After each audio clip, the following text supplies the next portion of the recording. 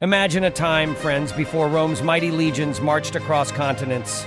This is the story of how a city simmering with discontent threw off the shackles of tyranny and birthed a republic that would echo through the ages. The year is 509 BC. The people of Rome are fed up.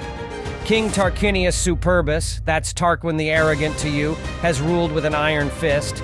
Think taxes so high you can't afford your daily toga, and punishment so brutal they'd make a gladiator wince.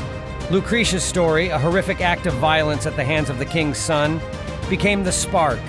News spread like wildfire, igniting a fury that had been simmering for years. Romans, men and women of virtue, I stand before you, not as a wife nor a daughter, but as a woman wronged, a soul shattered. Last night, under the cloak of darkness, a wolf entered my home, not a man. Sextus Tarquinius, the king's son, invaded not just my dwelling, but my very being. He stole from me what no man has the right to take, my honor, my dignity, my peace. Tears fall freely, not from weakness, but from the injustice that burns within me. He threatened my life, forced himself upon me with a cruelty that chills the soul. This is not the act of a prince, but a beast. I speak not just for myself, but for all women who live in fear under this tyrant's rule. Our bodies are not spoils for their twisted desires. We are not playthings for their arrogance. This city, this Rome, deserves better. We deserve leaders who uphold justice, not those who revel in its violation. My pain may be mine to bear, but the stain of this act falls upon us all.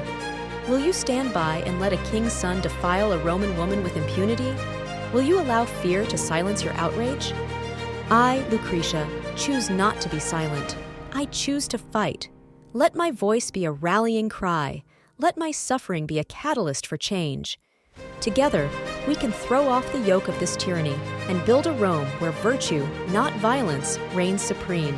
Enter Lucius Junius Brutus, a fierce nobleman, and Lucius Tarquinius Collatinus, Lucretia's husband. These brave souls became the faces of rebellion, rallying the people to overthrow the tyrant. Now the story gets interesting. Some Romans, especially wealthy landowners with a cushy life under the king, weren't thrilled with the idea of change. But the tide had turned. The Senate, pressured by the angry masses, voted to banish the entire Tarquinian family. And just like that, poof, no more kings. The very idea of a single ruler was tossed out like yesterday's sandals. Here's the twist. Rome wouldn't become a full-blown democracy, not yet. Enter the consuls, two dudes elected annually by the Senate, basically co-presidents of Rome. Think of them as the ultimate power couple, but with way less public displays of affection, probably. Don't forget the people, they weren't completely left out. Assemblies were formed where citizens could vote on laws and elect officials. It wasn't perfect, only wealthy men could participate at first, but hey, it was a start.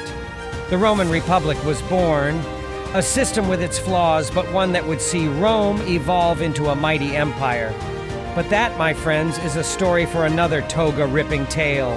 Narrator, let me know in the comments what you think. Was the Roman Republic a good system? And what other early Roman shenanigans would you like to explore next? Don't forget to like and subscribe for more history adventures that are guaranteed to be more exciting than a chariot race.